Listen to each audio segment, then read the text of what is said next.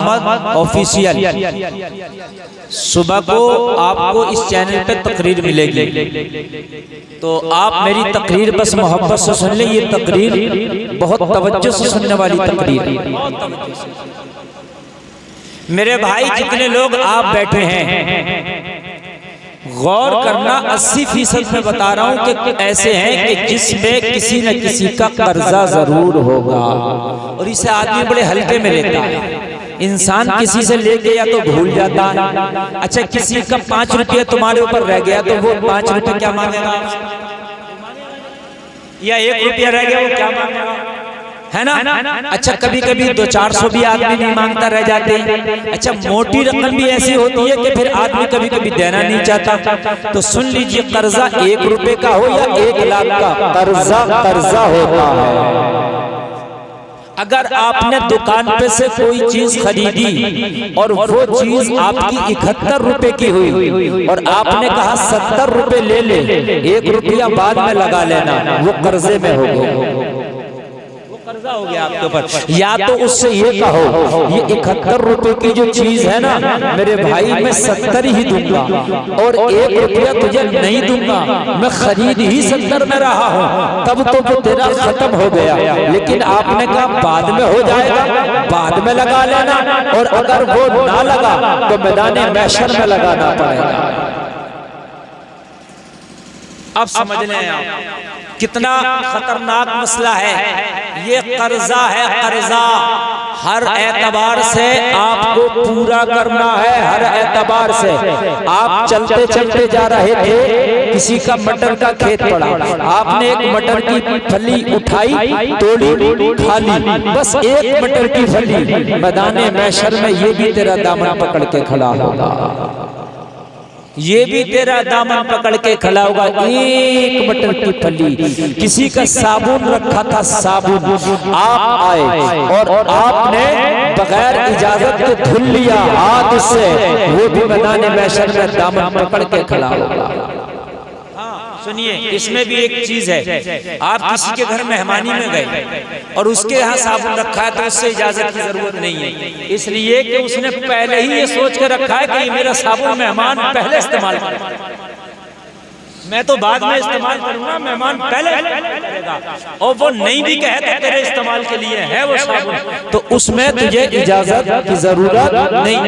लेकिन किसी के यहाँ तुम दावत में गए, तुम्हारी दावत की है कोई शादी में, आप जा रहे थे, आपका दोस्त मिल गया, चल भाई उसके यहाँ दावत में चल रहे हैं, दावत तेरी थी, तू दोस्त को पकड़ के ले गया, तेरे दोस्त ने भी उसके घर खाना खाया, तो तेरा दोस्त जाने वाला भी गुनाहगार और तू ले जाने वाला भी गुनाहगार। समझ रहे हैं आप? या तो वो आपको इजाजत दे देता कि भाई अपने साथ में जितने लोगों को चाहो ले आओ, और अगर उसने इजाजत नहीं दी है तो फिर आप नहीं लेके जा सकते। ये भी एक तरह का आपके ऊपर उसका कर्जा रह गया। सुन लीजिए, बड़ा मामला है मेरे भाइयों। ये चीज ऐसी है कि हम मुसलमान होकर भी मैदान महशर में फंस जाएंगे। लोगों, तुम्हारा लॉ कुरान है, तुम्हारा संविधान कुरान है, तुम्हारा कानून अल्लाह ने कुरान में बयान कर दिया है, उस पर अमल करो मुसलमानों। और ये जलसों के जरिए से तुम्हें ये बातें सुनने को मिल जाती है, वरना कहाँ इन बातों को सुनने का तुम्हें टाइम है। और मेरे भाइयों सुनो, एक बुजुर्ग टर्की से आए थे, अभी की बात 10-15 साल पहले। कितने साल पहली बात है? 10 से 15 साल पहले। मेरे गांव का एक शख्स है, वो टर्की से बड़ा करीबी ताल्लुक रखता, बहुत काबिल आदमी है। वो उस टर्की के शख्स से मुलाकात की है, तुर्की वाले से। वो तुर्की वाला एक बुजुर्ग शख्सियत का हामिल था, मुलाकात की है। अब वो नेक आदमी थे, वो जो मेरे गाँव का बंदा था ना, वो उनका बैग उठाए हुए थे, बैग उठाए वो आ गया। एक जगह उनको सवारी लेनी थी, बस या कोई सवारी, वो रुके तो उस शख्स ने क्या किया, वो जो बैग था ना, बैग मालूम है कहाँ रख दिया? जो दुकान होती है, दुकान है मार्केट में, उसके आगे को जो थोड़ा स्लिप निकला हुआ होता है, उस बुजुर्ग ने उसी वक्त कहा इस बैग को यहाँ से हटाओ, कहा हुजूर मैंने बैग इसलिए रख दिया जितनी देर तक सवारी आने में इंतजार कर रहे हैं ये बैग रखा रहेगा। कहा इस जमीन के मालिक से इजाजत ली है तूने? जहां तूने बैग रखा है इस जमीन के मालिक से इजाजत लिया? कहा नहीं लिए। तो कहा मैदान महशर में जवाब कौन देगा? उठाया बैग रोड पर रखवा दिया। रोड पर तुम्हारा हक है इसलिए कि रोड जनता का है और जनता में आप भी हैं और मैं भी। मगर भाई ऐसा मत करना रोड पर कभी कार लगा कर खड़ी कर दो कि भाई जनता की है। मौलाना साहब क्या कहते कि रोड तो जनता का है, तो मेरे भाई कहीं कार लगा के खड़े कर दो, फसवा मुझे दो कि मौलाना रोड पर कार खड़ी करवा गया। रोड पर रख दिया बैग, लेकिन रोड इस्तेमाल करो, लेकिन इस तरीके से इस्तेमाल करो किसी को तकलीफ ना हो। हैं बहुत से लोग रोड पर बारात चढ़ा रहे, जाम लग गए। एक तो बारात चढ़ाना गलत और दूसरा जाम लगा पड़ा उन्हें तकलीफ देना गलत। रोड चलने के लिए ठीक है और किसी हद तक खड़े हो गए एक किनारे पर रोड पे, ठीक है मेरे भाई। उन्होंने कहा रोड को मेरे बैग को इस रोड पर रख, इसलिए ये जनता का माल है और जनता में मैं भी आता हूँ तू भी आता। मेरे भाई एहतियात इस हद तक है। तुम्हारे जिम्मे अगर किसी का हक बाकी रह गया तो मेरे भाइयों कितना भी नेक काम करके गए होगे, खुदा की कसम जन्नत नहीं मिलेगी। सुनो मैं तुम्हें बताऊं, तारीख़ इस्लाम उठाओ लोगों, मैं दुनिया के ऐसे नेक शख्स की बात करता हूँ जिसकी नेकी की शहादत मैं या आप नहीं देते, जिसकी नेकी की शहादत आमिना का लाल देता है, जिसकी नेकी की शहादत आमिना का लाल दे दे, नबियों का सरदार दे दे, मदीने का ताजदार दे दे, वो कितना नेक होगा। मेरे नबी ने उमर की नेकियों की शहादत दी। मेरे नबी फरमाते आसमान के सितारों के बराबर उमर की नेकियां हैं। क्या है उमर की नेकियां? भाई जरा गूंज कम करो, ई को हल्का कम करो जरा। आसमान के सितारों के बराबर उमर की नेकियां है। मेरे नबी ने फरमाया कोई 100, 200, लाख, 2 लाख करोड़ की नहीं, बल्कि जितने आसमान में सितारे हैं उतनी उमर की नेकियां। तुम लोगों में से किसी ने गिने आज तक आसमान के सितारे? जिसने नहीं गिने वो मना करे, और जो मना नहीं कर रहा उसने गिने। किसने गिने? किसी ने नहीं गिना। कोई कैलकुलेटर बनाया था जो आसमान के सितारे गिन दे? नहीं। मेरे नबी ने फरमाया आसमान के सितारों के बराबर मेरी उम्र कितने नेक, जरा गौर फरमाइए कितने नेक होंगे। और उमर कोई आम मनुष्य, आम व्यक्ति, आम आदमी नहीं है। मेरे उमर को मेरे नबी ने माना था। बाई चॉइस है, उनको चॉइस किया था मेरे नबी ने, या अल्लाह ये उमर मुझे दे दे। तभी तो दुनिया के बड़े बड़े मुदब्बिर कहते हैं अगर एक उमर और होता तो पूरी दुनिया में मजहब इस्लाम होता। जरा जोर से बोलो, एक उमर और होता तो पूरी दुनिया में मजहब इस्लाम होता। हजरत उमर ने जब खिलाफत का जमाना था तो आधी दुनिया पर हजरत उमर की हुकूमत का सिक्का चढ़ता था दुनिया पर। तो एक उमर और होता पूरी दुनिया होता। मेरे भाइयों समझो इतने नेक हैं हजरत उमर। अब जरा गौर करो हजरत उमर के बारे में लोग कितना ख्याल करते हैं कि किसी का कर्जा मेरे ऊपर ना रह जाए, किसी का मामला मेरे ऊपर ना रह जाए, किसी का हक मेरे ऊपर ना रह जाए। लो उमर को कितना ख्याल है। पूरी के जलसे में आने वालों जरा दिल पे हाथ रख के सुनना, कुर्सी पे बैठ के सुनने वालों जरा कलेजे से सुनना। हजरत उमर इब्ने खत्ताब जब खलीफा है मदीने की गलियों में सारे लोग सो जाते, उमर मदीने की गलियों का चक्कर लगाते, सारे लोग सो जाते और आधी दुनिया का हाकिम, आधी दुनिया पे हुकूमत करने वाला उमर सारे मदीने की गलियों का चक्कर लगाते। अगर आज अल्लाह ने आपको 4 पैसे दिए हैं तो वीआईपी बिस्तर आपका लगा है, आपके एसी लगी है, पूरी रात खर्राटों से आप सोते हैं, लेकिन मेरे भाई उमर तो आधी दुनिया पर हुकूमत करने वाला है, खलीफतुल मुस्लिमीन है। मगर सब सो जाते, उमर मदीने की गलियों में टहलता, कोई भूखा तो नहीं है। अगर कोई भूखा सो गया तो मैदान महशर में उसका हिसाब उमर से होगा। अगर कोई भूखा सो गया मैदान महशर में, उमर खलीफा तू था और फिर मदीने में ये भूखा क्यों सोया? मेरे भाई जरा गौर कर, हजरत उमर मदीने की गलियों में टहल रहे हैं, कोई भूखा तो नहीं है, कोई प्यासा तो नहीं है, कोई बीमार तो नहीं है, कोई बेकपड़ा वाला तो नहीं है, कोई परेशान तो नहीं है, कोई तकलीफ में तो नहीं है। मदीने की गलियों में हजरत उमर टहल रहे हैं, मदीने की गलियों में हजरत उमर घूम रहे हैं। हजरत उमर को घूमते क्या देखा? एक औरत के घर से छोटे छोटे बच्चों के रोने की आवाज आ रही है। छोटे छोटे बच्चों के रोने की आवाज आ रही है। हजरत उमर ने देखा, या अल्लाह, ये छोटे छोटे बच्चे रो रहे हैं, पता नहीं ये क्या तकलीफ है, पता नहीं किस वजह से ये बच्चे रो रहे हैं।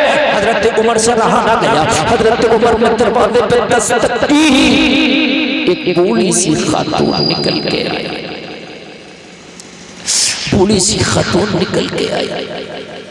हजरत उमर को उसने पहचाना नहीं, ये कौन है? हजरत उमर ने फरमाया, खातून, तेरे छोटे छोटे बच्चे आधी रात को क्यों सो रहे हैं? तेरे घर में चूल्हा जल रहा है, धुआं उठ रहा है, तेरे बच्चे रो रहे हैं। इतना कहना था, खातून बोली, अजनबी में उमर को रो रही हो।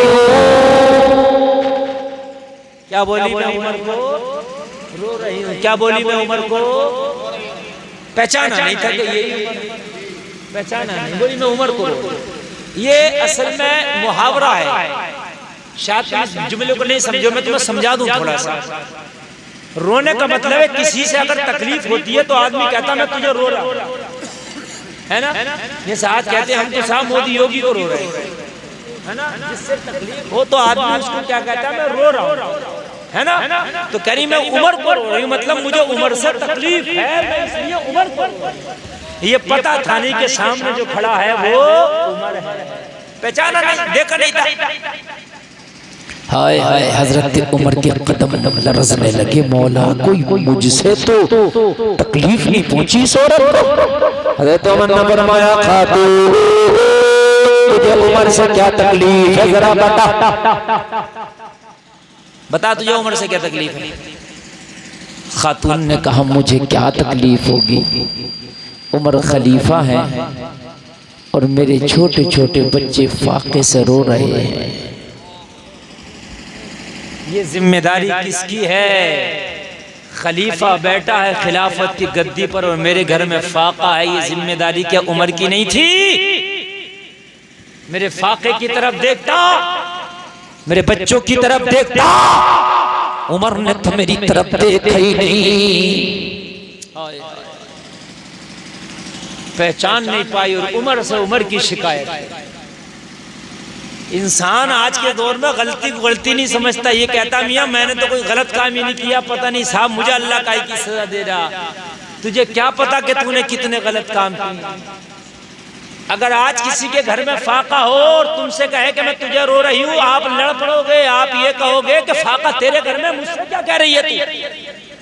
मैंने तेरा माल मार लिया? अरे भाई मैं अमीर हूँ, तू गरीब है, फाका है मेरी वजह से थोड़ी है, तू समझ। वो बोली उमर की वजह से फाका, उमर अमीरुल मोमिनीन है और मेरे घर में फाका है। हजरत उमर ने कुछ ना कहा।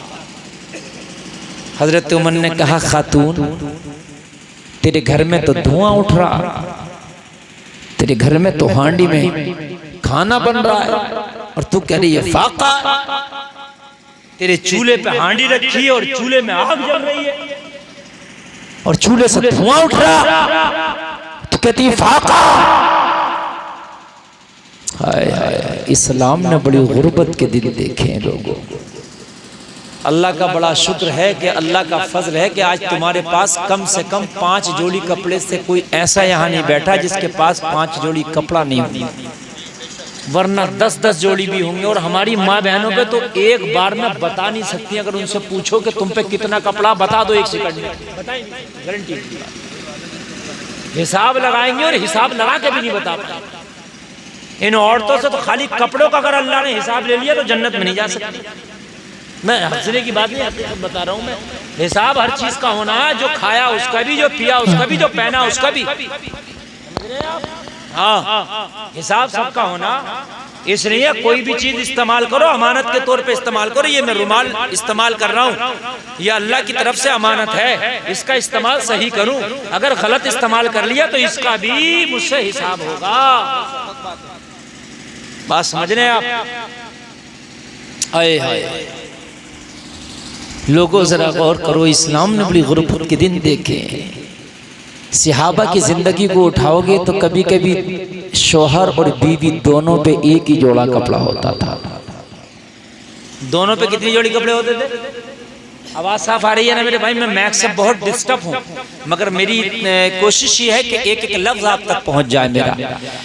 मियाँ और बीवी दोनों पे एक जोड़ी कपड़ा, और दोनों को नमाज पढ़ना। और नंगे तो नमाज पढ़ नहीं सकते, कपड़ा एक ही जोड़ी है। और क्या करें, घर में गड्ढा खोद लिया करते थे। बीवी गड्ढे में बैठ जाती, शौहर को कपड़ा देती, वो नमाज मस्जिद में जाके पढ़ता, और शौहर जल्दी से नमाज पढ़ के आता, अपनी बीवी को कपड़ा देता, वो नमाज पढ़ती। कपड़े अगरचे एक जोड़ा थे, मगर खुदा की कसम सजदे उनके जिंदगी का एक भी कज़ा नहीं था। हमारे पास कपड़े 20 जोड़ा है, मगर हफ्ते में एक नमाज मुश्किल से पढ़ पाते हैं। मुझे बताइए मेरे भाइयों, होगा क्या? हजरत उमर के कदम कांपने लगे। कौन सा उमर? जिसका नाम सुनते ही शैतान रास्ता बदल देता।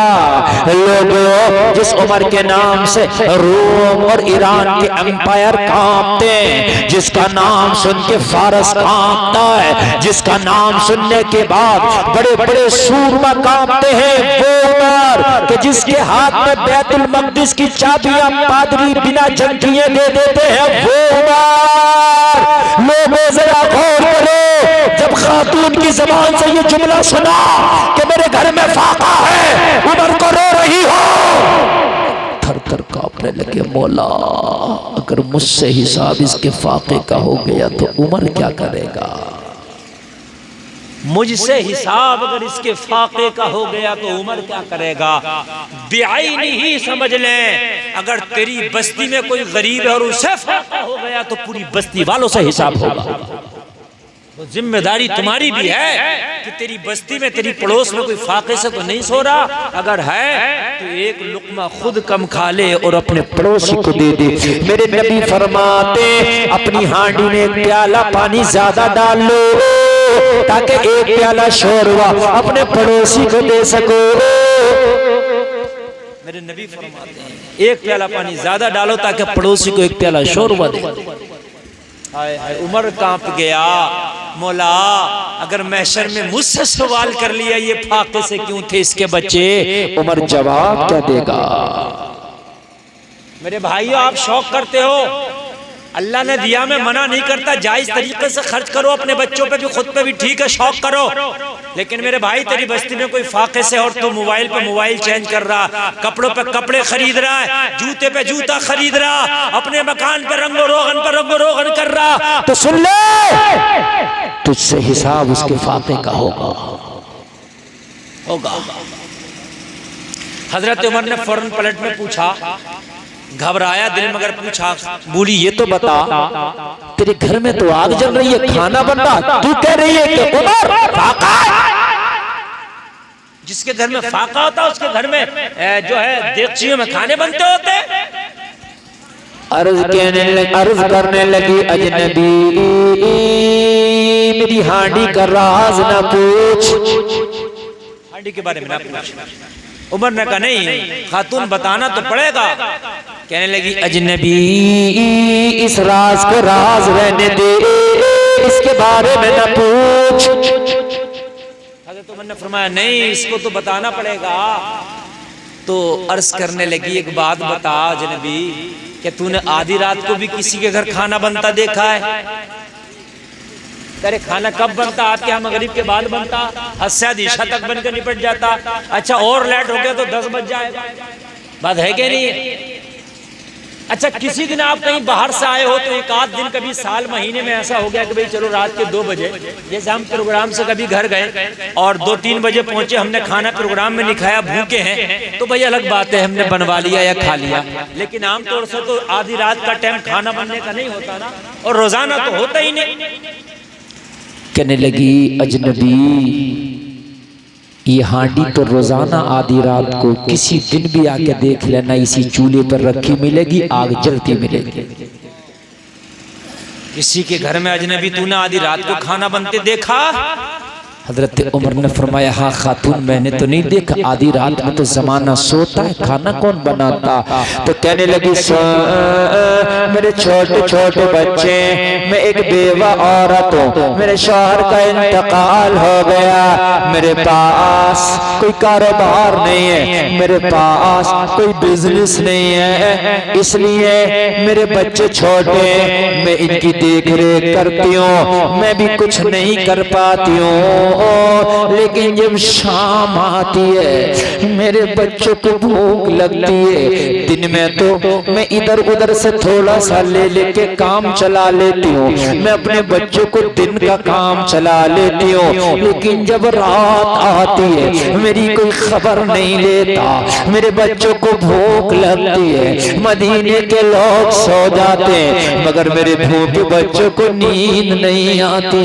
लोगों कभी तजर्बा आपने किया होगा, अगर आपको तेज भूख लगे तो नींद नहीं आती है भूख में, मेरे बच्चों को जब भूख लगती है तो नींद नहीं आती। दिन में भूख लगती है, मेरे घर पे कुछ नहीं होता तो इधर उधर से लेके काम चला लिया जाता है, इधर उधर से लेके अपने बच्चों को खाना खिला देती हूँ, लेकिन जब शाम आती है सब लोग अपने अपने घरों में सो जाते हैं, मैं किससे मांगू, कहाँ जाओ? मेरे बच्चे फाके से जब मुझे तकलीफ देते हैं, परेशान करते, माँ में खाना चाहिए, माँ बड़ी भूख लगी है, नींद नहीं आती, खाना चाहिए। जब मेरे बच्चे मुझसे खाने की तलब करते हैं तो मैं अपने बच्चों के सामने हांडी चूल्हे पे चढ़ा के और हांडी में पत्थर के टुकड़े डाल देती हूँ, पानी और पत्थर के टुकड़े मेरी हांडी में होते हैं, उसमें आग जलाना शुरू करती हूँ और अपने बच्चों को तसल्ली देती हूँ, बेटा चुप जाओ खाना बन रहा है। बस मेरे बच्चे 20 मिनट के बाद पूछते हैं, कहते हैं चुप जाओ खाना बनने वाला है, फिर थोड़ी देर के बाद पूछते हैं खाना चाहिए माँ, मैं कहती हूँ बेटा चुप जाओ बस खाना बन रहा। अपने बच्चों को ये हांडी दिखा दिखा के तसल्ली देती रहती हूँ, इसमें खाना नहीं पत्थर के टुकड़े उबलते हैं। मेरे बच्चे जिद करते करते बच्चे हैं, आखिरकार एक वक्त ऐसा भी होता है कि उन्हें नींद आ जाती है। बच्चे जिद करते करते करते करते करते करते मेरी हांडी को देखते देखते उन्हें नींद आ जाती है। गौर करना, फिर कभी मेरे भूखे बच्चों की आधी रात में आँख खुलती है तो फिर मुझसे खाना मांगते, फिर मुझे उठा देते, हाँ खाना। मेरे घर में तो अजनबी कुछ होता ही नहीं, बस बच्चे जब मुझसे खाना मांगते ना तो मैं हांडी के नीचे फिर आग जला देती हूँ कि बस बनने ही वाला है। हाय जरा गौर करो लोगों, जरा गौर करो, माँ वो घना साएदार दरख्त है लोगों, इसकी साए की मिसाल पूरी दुनिया पेश नहीं कर सकती। किस तरह से अपने बच्चों को ये पाल रही है। हजरत उमर की आंख में आंसुओं की झड़ी लगी है, ये जब अपना किस्सा बयान कर रही है। अल्लाह, जिस वक्त भी मेरे बच्चे उठते हैं खाना मांगते हैं, फिर मैं लकड़ियां रख देती हूँ उसके नीचे हांडी के, मेरी हांडी फिर उबलने लगती है।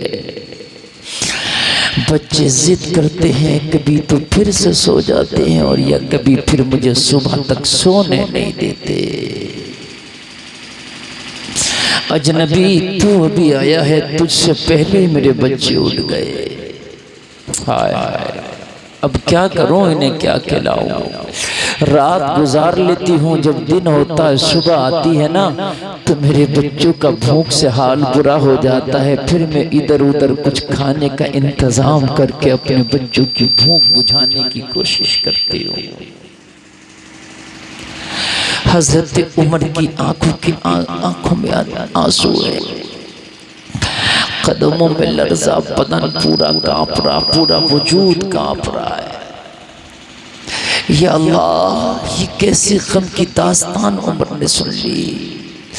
या अल्लाह, इस औरत ने अगर मैदान महशर में सवाल कर दिया तो उमर इसे जवाब क्या देगा। हजरत उमर ने फरमाया, खातून दरवाजा बंद मत करना, हम अभी आते हैं। कहने लगी, अजनबी, मेरे दरवाजे पे आपको खाना नहीं मिलेगा, मेरे बच्चे तो खुद फाका से। वो क्या समझी कि कोई मुसाफिर है रात का भटका हुआ और ये भूखा होगा, इसे खाने होने की जरूरत होगी। हजरत उमर ने फरमाया, खातून मैंने तुझसे कुछ लेना नहीं है, बस मैं वापस पलट के आता हूं, तो दरवाजा मत बंद करना, दरवाजा मत बंद करना, मैं अभी आता हूं। हजरत उमर वहां से निकले, बैतुल माल पहुंच गए। कहां पहुंच गए भाई? और बैतुल माल किसे कहते हैं ना समझे हो नौजवानों, मैं आपको बता दूं, राशन के घर में जहाँ स्टॉक होता था खाने पीने का राशन, वहां पहुंचे। समझ गए मेरे भाई? आप समझ गए कि नहीं समझ गए? हाँ, आज का कोटा डीलर कह दिया, लेकिन उस वक्त में ऐसे कोटा डीलर नहीं होते थे। राशन का एक स्टॉक होता था, उस पर एक मुंशी बैठा रहता था, वो उसकी देखरेख और उसके पहरेदार होते थे, और उसी में से सबको दिया जाता था जिसकी जैसी जरूरत थी। हजरत उमर बैतुल माल पहुंचे। बैतुल माल का जो दरोगा था, जो पहरेदार था, वहां का जो मुंशी था, पहचान लिया, अमीरुल मोमिनीन आया। अब भाई कौन नहीं पहचानेगा? हजरत उमर ने तो रखा ही है इसे, पहचान लिया, अमीरुल मोमिनीन आए। हजरत उमर आ गए तो वो बैठा था, वो खड़ा हो गया, और खड़े होकर के उमर ने सलाम किया, अस्सलामु अलैकुम। इसने जवाब दिया, वालेकुम अस्सलाम। हुजूर कैसे आना हुआ? हजरत उमर ने फरमाया, ओ मुंशी, मुझे कुछ खाने पीने का सामान लेना है, मैं जितना सामान लूं उसे मेरी तरफ नोट कर देना। मतलब ये नहीं है कि आप अमीर हैं, खलीफा हैं, तो जितना चाह ले लिया, नहीं, एक दाना भी ले रहे हैं तो उसका हिसाब है भाई, उसे नोट करना कि ये उमर इब्ने खत्ताब ने लिया, उसको नोट रखना अपने हिसाब में। और मुंशी भी पक्का था, मुंशी भी ऐसा नहीं था, हुजूर बिल्कुल नोट करूंगा। हजरत उमर ने खाने के लिए आटा लिया, लोगों आटा लेने के बाद सब्जियां ली, लोगों सब्जियों के थैले हाथ में उठाए, लोगों आटे की बोरी कांधे पे रखी। उमर बैतुल माल से निकलने लगे। बैतुल माल का मुंशी उमर का दामन पकड़ लिया और दामन पकड़ के बोला, उमर आज ऐसा ना करो, आप मुसलमानों के खलीफा हैं, आप अमीरुल मोमिनीन हैं। अरे उमर, आप चलते हो तो दुनिया पे दहशत बैठ जाती है।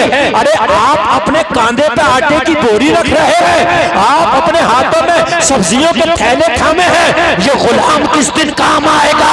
ये खाकसार किस दिन काम आएगा? ये आपका मजदूर किस दिन काम आएगा?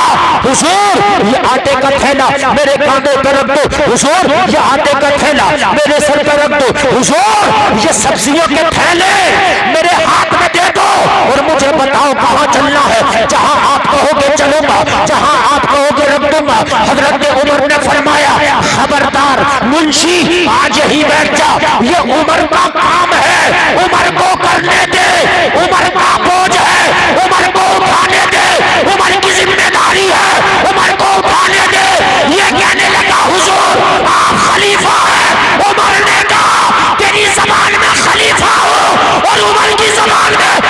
जमाने का गुलाम हूँ। नारे रिसालत, मसलके नारे तकबीर, नारे रिसालत, मसलके आला हजरत हजरत अल्लामा मुफ्ती गुलफाम रामपुरी। नारे तकबीर, नारे रिसालत। तवज्जो करना मेरे भाई, जरा तवज्जो करना, कलेजा फट जाएगा, रोंगटा खड़ा हो जाएगा। लोगों, अगर वाकई दिल रखते हो तो सुनो, उमर ने कहा, अरे खलीफतुल मुस्लिमीन तेरी नजर में हो, अपनी नजर में लोगों का खादिम हूँ। वाह वाह वाह, सुभान अल्लाह सुभान अल्लाह। मैं तुम्हारा खादिम हूँ, तेरी नजर में खलीफतुल मुस्लिमीन हूँ, उमर की नजर में अपनी हैसियत इतनी है कि मैं सबका, सारे मुसलमानों का खादिम हूँ। ये जिम्मेदारी मेरी है, मुझे करने दे, ये काम मेरा, मुझे करने दे। कहने लगा हुजूर नहीं, यार एक बात बताओ, अभी मैं यहाँ से निकलूं, मेरे हाथ में सूटकेस हो, आप ले लोगे, हजरत मुझे दे दो। इमाम साहब के हाथ में थैला हो, आप साथ में, हजरत मुझे दे दो। बोलो होता कि नहीं होता? अभी मैं अभी कार में से उतरा, मेरा बैग निकाल लिया किसी ने, कहा हजरत हम लेके चलते हैं। हजरत के हाथ में बैग नहीं दिया जाएगा, क्यों?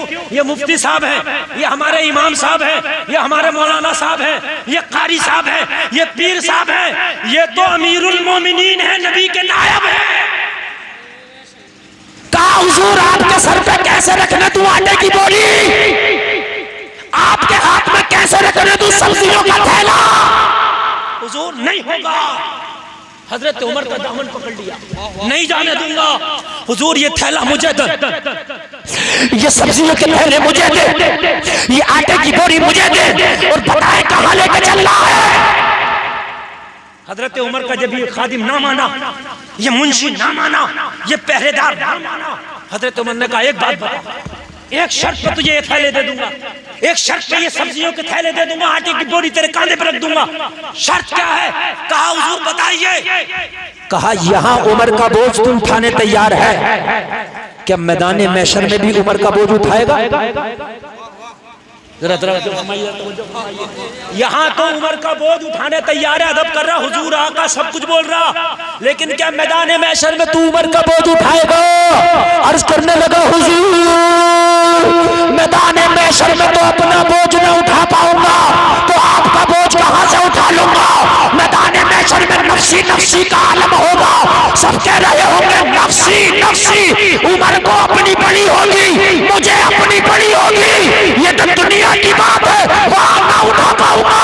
हजरत उमर ने फरमाया अगर महशर में तू उमर का बोझ नहीं उठा सकता, तो दुनिया में भी उमर का बोझ उमर को उठाने दे। अगर महशर में नहीं उठा सकता, तो फिर दुनिया में भी उमर का बोझ उमर को उठाने दे। इतना कहा तो अब ये खादिम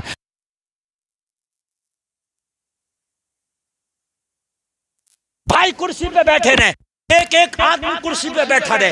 ये तकरीर दिल की आता गहराई से मैं कर रहा हूँ मेरे भाई, ये तकरीर नहीं, आज ये पैगाम है बहुत बड़ा। अगर ये पैगाम आप लेके उठ गए तो ये शादी का पैगाम तुम्हारी जिंदगी बदल देगा, जिंदगी में इनकलाब आएगा। इस पैगाम को लेकर के उठे आप।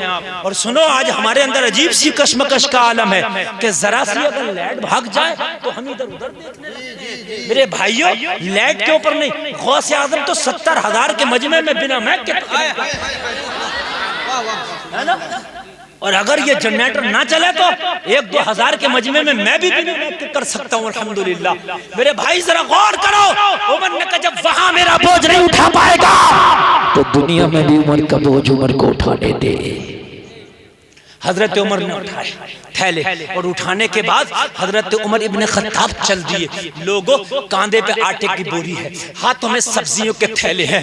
मेरा उमर चला है, दुनिया का आदि दुनिया का बादशाह चला है, आदि दुनिया पे जिसकी हुकूमत का सिक्का चलता है लोगों, वो उमर चला है। जिसको नबी ने मांगा था वो उमर चला है, जिसकी नेकियां आसमान के सितारों के बराबर है लोगों, वो उमर चला है। जो नबी के पहलू में आज भी लेटा लेटा आराम कर रहा है मेरे भाई, वो उमर चला है। जिसके ईमान लाने के बाद इस्लाम घाटियों से निकल के मैदानों में आ गया था, वो उमर चला है। जिसके ईमान लाने के बाद लोग उमर के ईमान लाने से पहले नमाज़ें छिप छिप के पढ़ते थे। उमर जब ईमान लाया ना तो फिर नमाज़ें सबके सामने होने लगी। यार एक उमर था जिसने दुनिया का नक्शा बदल दिया था। मेरे भाइयों, तुम अपने घर को नहीं बदल सकते, तुम्हारे घर वाले तुम्हारी नहीं मानते। हाय हाय, खत्ताब का बेटा कितना दिलेर था, कलमा पढ़ा तो हरम काबा में आके खड़ा हो गया। जरा सुनना, कलमा पढ़ा तो कहाँ खड़ा हो गया? हरम काबा में। जब लोग कलमा पढ़ते थे छिपाते थे, इसलिए कि मक्का के लोग मारेंगे, पत्थर मारेंगे, कोड़ा मारेंगे। कलमा पढ़ लिया, उमर ने कलमा पढ़ा, हरम काबा में आ गया, ऐलान कर दिया, ओ मक्का के मुखिया, ओ मक्का के दहशत कर दो, आज उमर ने कलमा पढ़ा है, मुझे रोक के दिखाओ। बोलो यार, जरा बोलो ना। ओ मक्का के चौकीदारों, ओ मक्का के बड़े बड़े मुखियाओं, ओ मक्का के गुंडो लफंगो, ओ मक्का के दहशतगर्द आतंकवादियों, आओ आज खत्ताब का बेटा उमर कलमा पढ़े। ओ मुझे रोको, ओ बिलाल को कोड़े से मारने वालों मुझे रोको, ओ अबू बकर को पत्थर मारने वालों जरा मुझे रोक के दिखाओ। अल्लाह, जरा गौर करना, हजरत उमर ने एक ऐलान और भी किया। इस जलसे में आने वालों जरा सुनना, ऐलान करते जाते थे, मैंने कलमा पढ़ लिया, मुझे रोको। मगर मुझे रोकने से पहले अपने बच्चों से कह के आना, आज के बाद अपने आप को यतीम समझना, मुकाबला उमर से है। यार दिलेरी देखो, हाय हाय। हमारे अंदर अगर जरा सी पावर आ गई तो अपनी पावर किस पे दिखाते हैं? अपने कमजोर पड़ोसी पे या मस्जिद के इमाम पे। बस इससे ज्यादा किसी पे नहीं दिखाते, बस अपनों पे दिखाएंगे। समझ रहे हैं आप? बस अपनों पे दिखाएंगे। अपनों की तो बर्दाश्त ही नहीं होती हमें, अपनों पे दिखाएंगे। अपनों को इतना हमने दबा दिया। लोगों, जुल्म सितम ना करो। अगर अल्लाह ने तुझे पावर दी है ना, तो इस पावर का इस्तेमाल मजहब इस्लाम के लिए, और इस पावर का इस्तेमाल मजहब इस्लाम के लिए जिसने किया, दुनिया खत्म हो जाएगी, उनके नाम खत्म नहीं होंगे। इसका इस्तेमाल नबी के चचा हजरत अमीर हमजा ने भी किया। हाँ, मेरे पास वक्त कम है, वरना आज मैं आपको सुना के जाता। लोगों जरा गौर करो। हाँ, हजरत अमीर हमजा ने भी, मक्का के जाने माने पहलवान थे। हाँ, एक दिन अबू जहल ने मेरे नबी को जरा सख्त जुमले बोल दिए। क्या कर दिए? सख्त जुमले बोल दिए। और कह लिया जाए कि नबी को ज़दोकूब भी किया, यानी हल्की फुल्की तकलीफ दी, मारा पीटा, इस तरीके से ज़दोकूब। अमीर हमजा जब अपने घर आए ना, ईमान न लाए थे, मगर मक्का के सूरमा थे, पावर थे। इनकी बीवी ने कहा अमीर हमजा से, वो अरबी में जो है, अहले अरब जो है ना, अगर मर्द उनका जरा बुज़दिली दिखाता था ना, तो उनकी जो बीवियां थी वो उन्हें बड़े ताने देती थी। अहले अरब का ये मिजाज रहा था। आप पढ़ो तारीख है, आपको मिलेगा। वो यहाँ तक कहती है, हम हमारी आज की जबान में कहते हैं ना, चूड़ियां पहन लो, इस तरह की वो ताने देती थी। अमीर हमजा, तेरी दिलेरी किस काम की? तेरी सूरमागिरी किस काम की? अमीर हमजा, तेरी पहलवानी किस काम की? घर में बैठ जा। कहा क्यों? कहा तेरे भतीजे मोहम्मद को अबू जहल बुरा भला कहता है, और तू अपने आप को सीना तान कर घूमता, लानत है तेरी पहलवानी पर। बस बीवी ने इतना ताना देना था, कहना बाद में मुंह दिखाएगा अमीर हमजा, जब तक इस मामले को सुलझा नहीं देगा, जब तक तुझे मुंह नहीं दिखाएगा। सूरमा थे। हाय हाय, अबू जहल के दरवाजे पे पहुंच गए।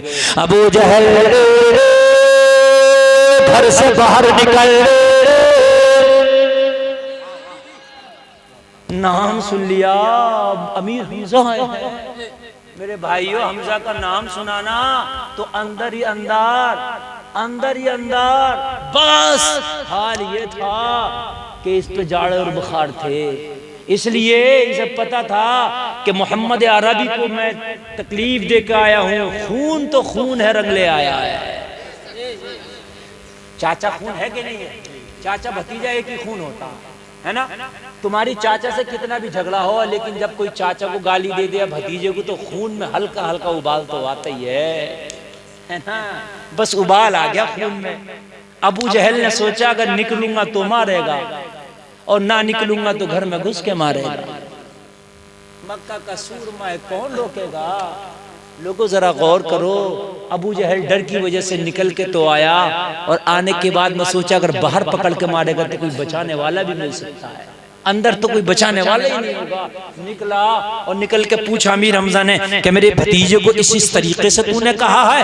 अबू जहल ने सहमी आवाज में इकरार किया, कहा हम दोनों तो एक ही मजहब के, चूंकि ईमान ये भी नहीं लाए थे, है ना, तो मेरी कोई मोहम्मद से दुश्मनी नहीं, बस वो हमारे खुदाओं को बुरा कह रहा था, इस वजह से मैं हमारे खुदाओं की मुखालफत कर रहा था, मुझसे रहा न गया, मैंने मोहम्मद को तकलीफ दी। अमीर हमजा ने कहा सुन, अब खुदाओं का मामला रख एक तरफ, वो खानदान का मामला।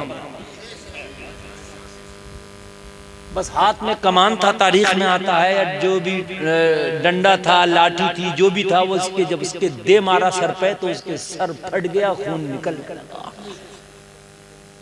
हाथ में सना हुआ कमान लेके घर आए, मेरे नबी की बारगाह में आके हाजिर हुए और कहने लगे, ओ मोहम्मद अरबी टेंशन न लेना, मैंने तुम्हारा बदला ले लिया है। यार जरा और जोर से बोलो। सुभान अल्लाह। मेरे नबी ने फरमाया, चाचा आपने ये अच्छा नहीं किया। नबी का जुमला सुना, चाचा ये आपने, आज का भतीजा होता खुश हो जाता, मुझे बुरा कहा था आपने मारा, अच्छा किया, लेकिन नबी ने फरमाया चाचा आपने अच्छा नहीं किया, उसने मुझे कहा था, बुरा कहा, तकलीफ दी, लेकिन आपने उसके साथ ऐसा नहीं करना था। हाय हाय, ये नबी हैं, ये नबी हैं। लोगों ये तो दुश्मनों को भी कलेजे से लगाते हैं। कुछ लोग कहते हैं इस्लाम दहशतगर्द है, दहशतगर्दी का मजहब है। लोगों अपनी तारीख बता देना। मेरे नबी तो तकलीफ देने वाले को भी कह रहे हैं तुमने गलत किया। कहा भतीजे आज तेरी चाची से वादा करके आया था कि जब तक मोहम्मद अरबी के चेहरे पे मुस्कुराहट ना खेलेगी, जब तक तुझे चेहरा ना दिखाऊंगा। मैं आज आपकी बारगाह में आया हूँ, अब मुस्कुरा के एक बार कह दो मैं चाचा खुश हूँ। मेरे नबी ने फरमाया चाचा अबू जहल को मारने से मैं खुश नहीं हूँ, बदला लेने से मैं खुश नहीं हूँ। तो अबू जहल को मारने से खुश नहीं, बदला लेने से खुश नहीं, तो ये बता। अमीर हमजा ने फरमाया फिर तू खुश कब होगा मेरे भतीजे? मैंने तेरी चाची को मुंह नहीं दिखाना जब तक कि मैं तुझे खुश नहीं कर दूंगा। नबी का जुमला सुनो, तड़प जाओगे, और अच्छा लगे तो कोई मजमे से खड़े होकर नारा लगाना। नबी ने फरमाया मुझे खुश करना चाहते हो, मुझे खुश कर दोगे? हाँ, अगर आज मक्का में खून की नदियां बहाना पड़े तो बहा दूंगा, मगर आज तेरे चेहरे पर मुस्कुराहट देख के जाऊंगा, इसलिए कि अपनी बीवी से वादा करके आया हो। मेरे नबी ने फरमाया अगर मुझे खुश करना चाहते हो तो अबू जहल को मारने की जरूरत नहीं, अबू लहब को मारने की जरूरत नहीं, खून की नदियां बहाने की जरूरत नहीं। फिर कहा क्या चाहिए? मेरे नबी ने फरमाया अगर मुझे खुश करना चाहते हो तो आज मेरा कलमा पढ़ लो, मैं खुश हो जाऊंगा। नारे तकबीर, नारे रिसालत, मसलके आला हजरत, उलमाए अहले सुन्नत, हजरत मुफ्ती गुलफाम साहिब क़िबला। नारे तकबीर, नारे रिसालत। बहुत खूब, सुभान अल्लाह। मेरा कलमा पढ़ लो, मैं खुश हो जाऊंगा। कहा अगर आज कलमा पढ़ने से खुशी मिलती है तो मोहम्मद हाथ बढ़ाओ, कलमा पढ़ाओ, दाखिले इस्लाम कर लो। सुभान अल्लाह, सुभान अल्लाह। बहुत खूब, सुभान अल्लाह। मेरे नबी कलमा पढ़ा रहे हैं, अमीर हमजा कलमा पढ़ते जा रहे हैं, और इकबाल की जबान में ऐलान करते जा रहे हैं कि मोहम्मद से वफा तूने तो हम तेरे हैं, ये जहां चीज है क्या लोहो कलम तेरे। लोगों ये इस्लाम की शख्सियतें जिन्होंने कलमा पढ़ा तो इस्लाम का बैकग्राउंड मजबूत हो। नमाज़ें जो लोग छिप के पढ़ते थे ना वो खुल के पढ़ने लगे। जो लोग मक्का वालों के डर से हबशा को हिजरत करके चले गए थे, एक मुल्क का नाम था हबशा, वहां चले गए थे। जब उन्हें पता चला कि उमर और हमजा दोनों ईमान ले आए तो वो वापस मक्का आ गए थे। क्या हालात अच्छे हो गए, अब ये ईमान ले आए। इतनी दबदबा हो गया था। मेरे भाइयों अल्लाह ने पावर दी है, जवानी दी है, तो इसका इस्तेमाल इस्लाम के लिए करो, वरना अपने भाइयों पे ना करो इसका इस्तेमाल। उनको ना सताओ, उन्हें तकलीफ ना दो। हजरत उमर ने फरमाया ये मेरा बोझा मुझी को उठाने। अब कुछ ना बोला कैशियर मुंशी। हजरत उमर ने वो बोझा उठाया और कहाँ पहुंचे कोई बता सकता है? हैं? नहीं बताया। हाँ याद रखो सबक, मुझे वहीं पलट के आना है, मेरी तकरीर का टाइम हो रहा है, बस मुझे जाना, मुझे बड़ा लंबा जाना है। ये बड़ी मोहब्बत थी इन जलसे वालों की, पूरा गांव मुझसे बेपनाह मोहब्बत करता है, मुझे यकीन है बेपनाह मोहब्बत करता है। इनकी ख्वाहिश थी, मैंने इनसे मना भी किया, मेरा बहुत लंबा सफ़र, कल MP में तकरीर करना और मुझे आज दिन में ही निकल जाना था, मगर इन्होंने अब्दुल क़य्यूम भाई भट्टे वाले उनसे नहीं हजरत को बुलाना, और फिर उन्होंने भी जो है कहा, तो मैंने कहा चलिए अब मैं चाहे फ्लैट से निकलूँ कैसे भी, अब लखनऊ से फिर MP इस तरीके से जाना है मुझे, लेकिन मैं आ गया और मैं बहुत पूरे दिन का थका भी हूँ और मुझे रात भर भी सफ़र में रहना, कल दिन भर भी सफ़र में रहना, फिर जाके कल कहीं मुझे तकरीर करना मध्य प्रदेश में, सिंगरौली एक जगह है वहाँ पर। मेरे भाई जरा सुने, बस मैं आपको बता रहा हूँ कि आपके ऊपर किसी का कर्जा है, किसी की तकलीफ न रह जाए। अगर आपने किसी को तकलीफ दी तो वो भी कर्जा है, बड़ा सख्त मामला है। नमाज, रोज़ा, हज, ज़कात बेशक नेक काम है, लेकिन अगर किसी का हक मार के गए, किसी को सता के गए, तो ये नेक काम भी उस वक्त काम नहीं आएंगे जब तक ये मामला पूरा नहीं होगा। रब की अदालत है, हुकूकुल इबाद और हुकूकुल्लाह, ये दोनों हुकूक अदा करना है। हुकूकुल इबाद में रोज़ा नमाज आ गया, हुकूकुल्लाह में रोज़ा नमाज आ गया, और हुकूकुल इबाद में यही आ गया, पड़ोसी का हक, बस्ती वाले का हक, भाई का हक, माँ का हक, बाप का हक, पड़ोसी का हक, इन सब का हक। समझ रहे हैं? हजरत उमर दरवाजे पे पहुंचे, वो खातून तो बैठी थी, बच्चे तो रो ही रहे थे। हजरत उमर ने फरमाया, खातून जल्दी से आटा गूंद, तेरी सब्जियां हम काटते हैं। आधी दुनिया का बादशाह एक गरीब खातून की सब्जियां काट रहा था। कोई ऐसी तारीख मुझे दिखा सकता है? बताइए मुझे, ये तेरे इस्लाम में मिल सकती है? आधी दुनिया पे जिसकी हुकूमत का सिक्का चलता था, अमीरुल मोमिनीन है, मगर दुनिया वालों की नजर में तो उमर बादशाह ही था। अरे भाई, ईसाई तो कहते थे मुसलमानों का बादशाह तो उमर ही है ना, लेकिन अमीरुल मोमिनीन थे, ये खलीफा थे, ये अपने आप को बादशाहों जैसी जिंदगी गुजारते नहीं थे, तो खादिमों जैसी जिंदगी गुजारते। हजरत उमर सब्जी काट रहे हैं, खातून आटा गूंद रही है। जब सब्जियां कट गईं, जब रोटी बनाने का नंबर आया, उसके चूल्हे की आग बुझी ना, तो उमर फूंक फूंक के आग जला।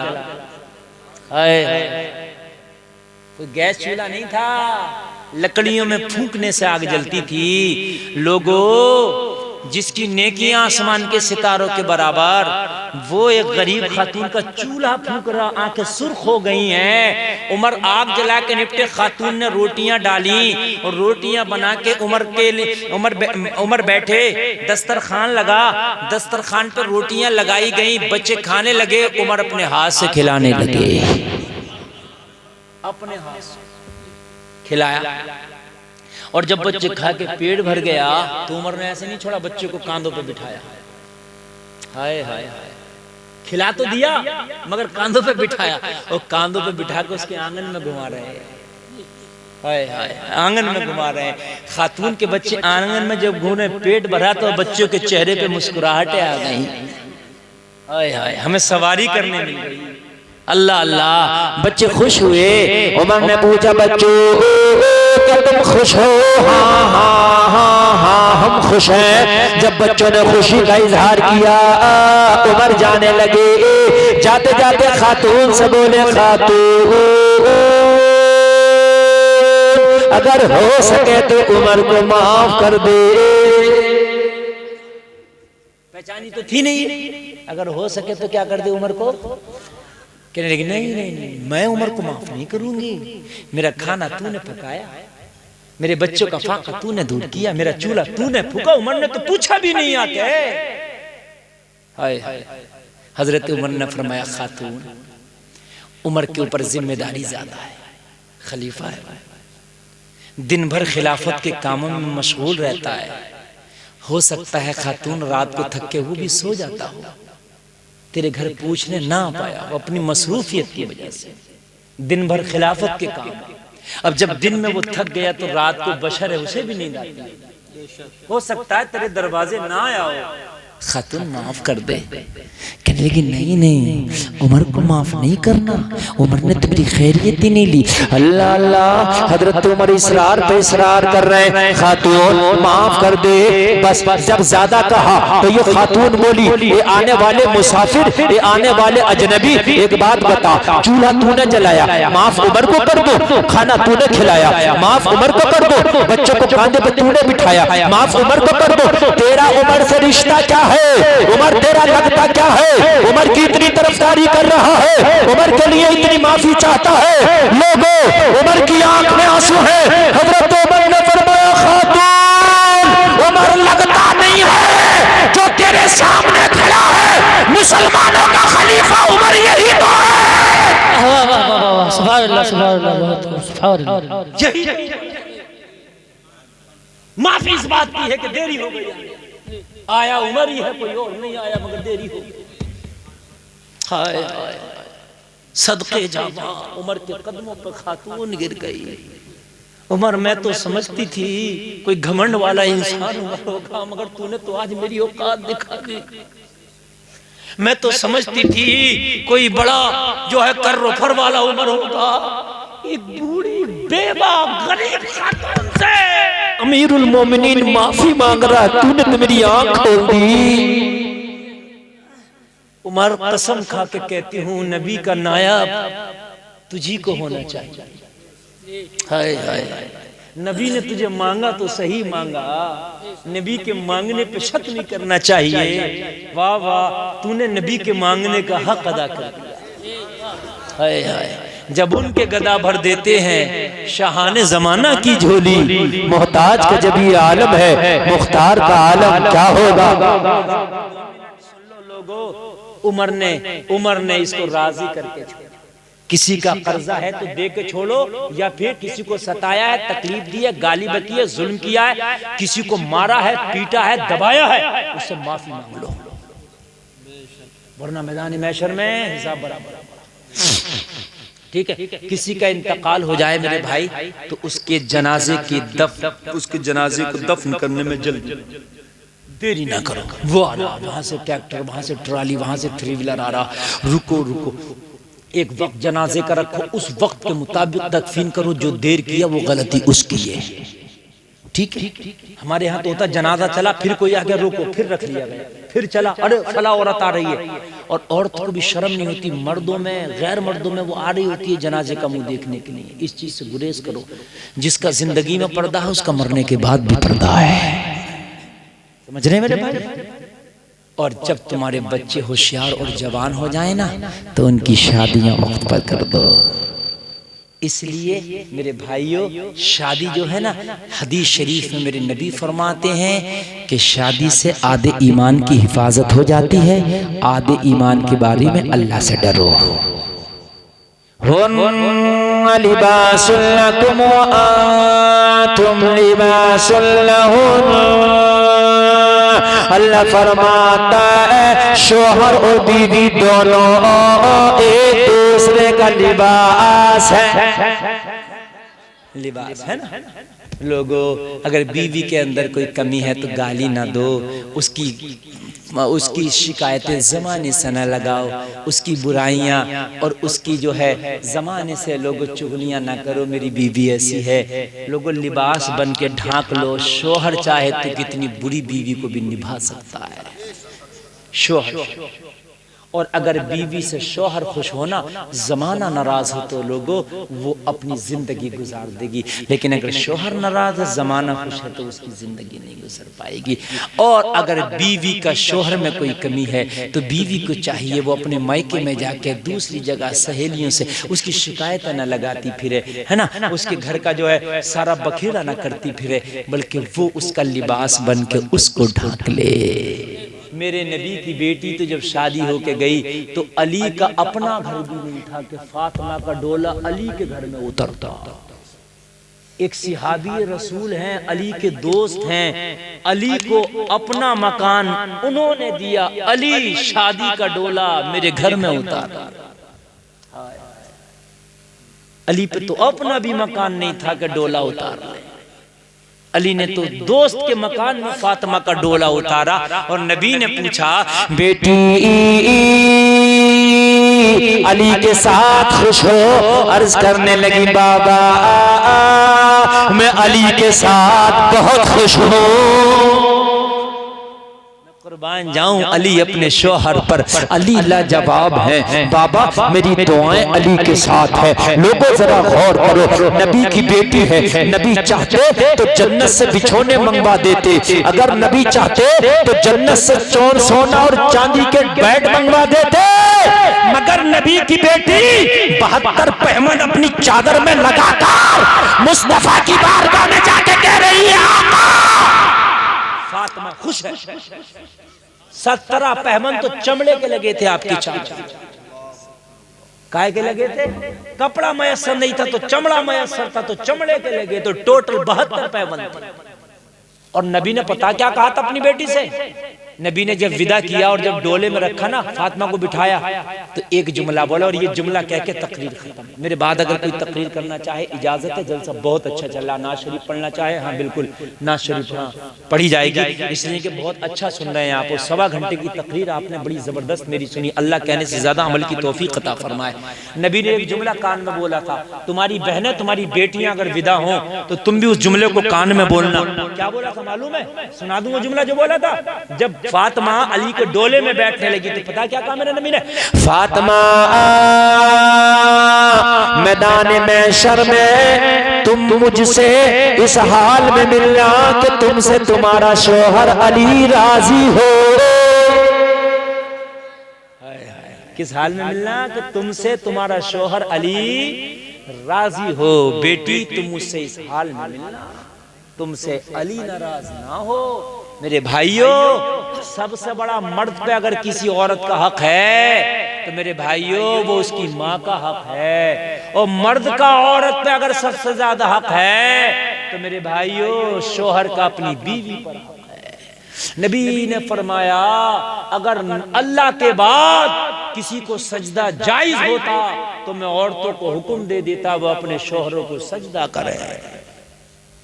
कितना बड़ा मर्तबा है। इसलिए कोई मामला शोहर से हो तो बीवी को चाहिए कि वो बर्दाश्त करे, और कोई मामला बीवी का हो तो शोहर को चाहिए कि वो भी बर्दाश्त करे। कुरान ने तुम्हें एक दूसरे का लिबास कहा है। कहने सुनने में कोई खता हुई हो, मैं तौबा करता हूँ मेरा मौला माफ फरमाए। एक बार कलमा शरीफ पढ़ें, ला इलाहा इल्लल्लाह मुहम्मदुर रसूलुल्लाह।